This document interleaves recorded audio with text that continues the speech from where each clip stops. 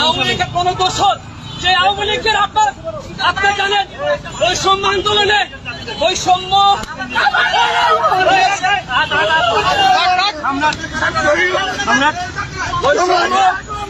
বৈষম্য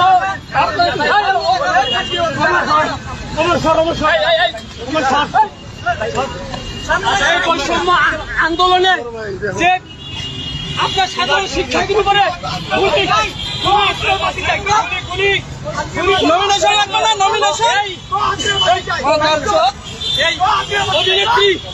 এই অভিনেত্রী আপনার ও কিন্তু সরাসরি ছাত্রদের বিপক্ষে গিয়ে ও গুলি করার সে পক্ষে দোষদের পক্ষে ছিল তাকে কোনো ছাড় হবে না। সমস্যা কি